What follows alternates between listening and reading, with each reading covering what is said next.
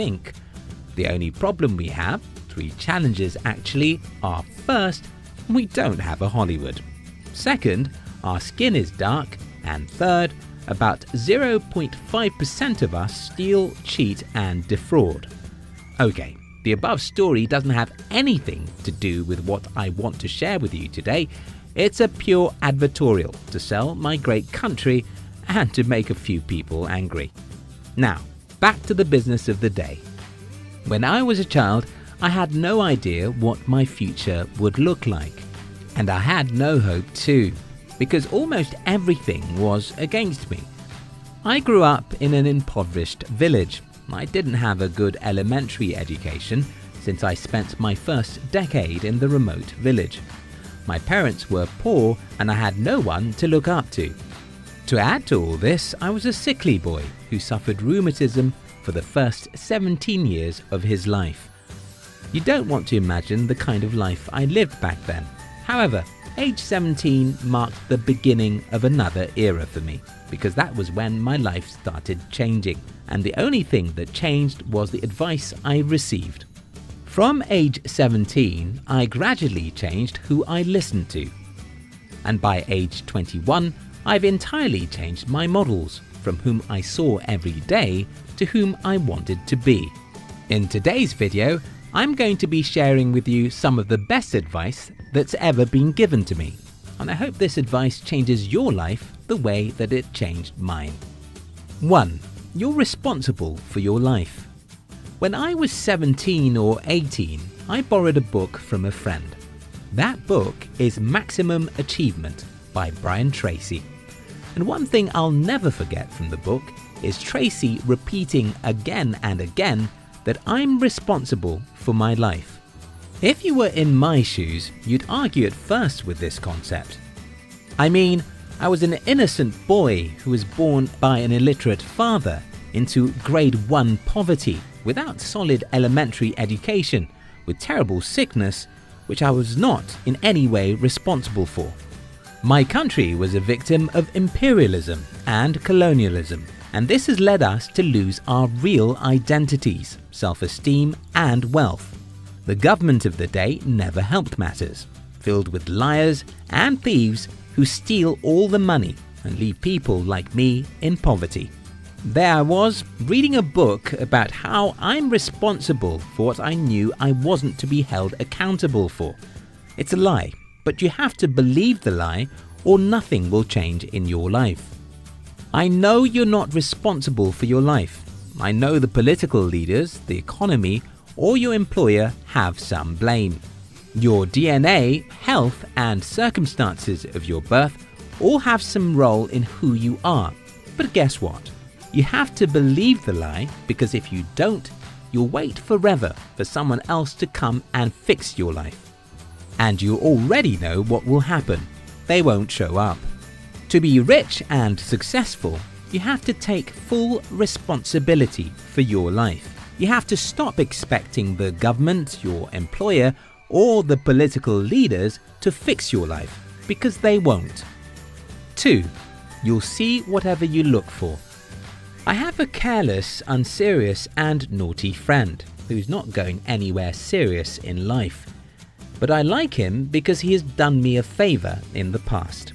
The favor was that he borrowed me a book by Tony Robbins. In the year 2008, I was reading Awaken the Giant Within. The book is a big one, but one thing stays with me till today in that book, and that's the concept of the reticular activating system. Reticular activating system, if I understand it correctly, is that part of your brain that gets activated immediately you are interested in something and starts looking for such. A good example is if you suddenly fall in love with a particular Lexus car. What happens next is that everywhere you go, you start seeing that specific car more often. Not because the gods of the vehicle suddenly increased those cars on the road, but because your reticular activating system has been activated to look for such cars. Another example is if you like someone so much, you'll naturally not see anything wrong in them. But if by tomorrow morning you hate them, you can suddenly make a list of 100 things you hate about them. That doesn't mean that the devil enters them. No, the devil has always lived inside them, but you only see Angel Gabriel because that's whom you were looking for at that moment. How does this make any sense with the subject of this video? You see, the highest harm anyone can do to you is to convince you that there are no longer opportunities for ordinary people like you to become productive or successful. After you believe that, you could go, buy a casket and die. Today, I see so many people in the world. Almost everyone is pessimistic. Almost everyone believes that the few rich people have taken all the opportunities. Almost everyone looks for what is wrong about their countries. Almost everyone looks for the devil, and they always see him because you always see what you're looking out for. When I learned this secret, I conditioned my reticular activating system to be on the lookout for good. I don't complain about the government or be pessimistic about my future. I looked diligently for opportunities, and I believe people are good, except the 0.5% of us. Because I set my mind to look for opportunities. I found many, not so quickly, but eventually. Because I believe that human beings are generally good, I'm attracted to sound and kind people who are willing to help me and make some sacrifices for me.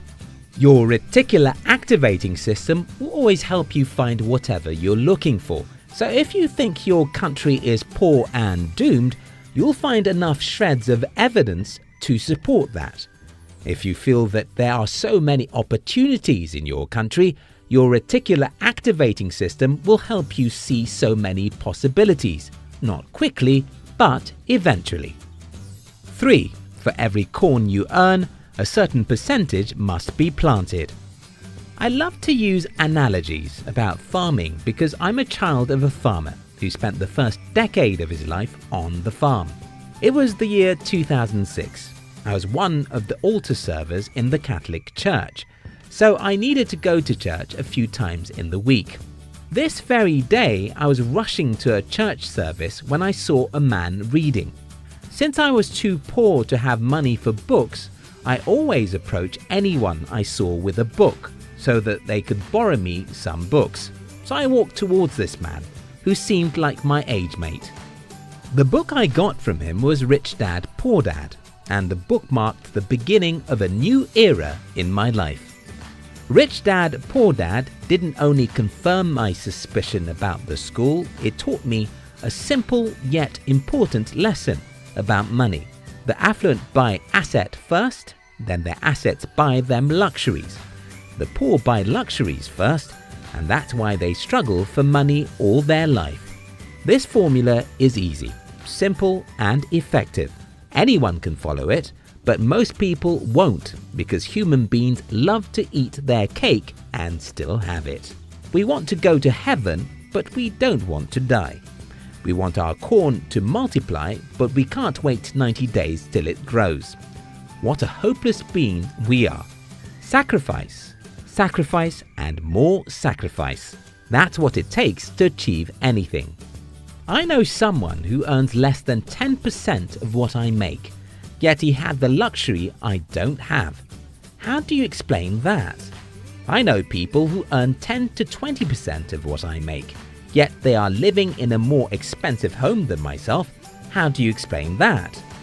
I've hired people in the past and see them using the phones I can't use. How can that happen? The difference is I plant most of my corn, so I usually have a little left to eat. These people eat all their corn and plant nothing.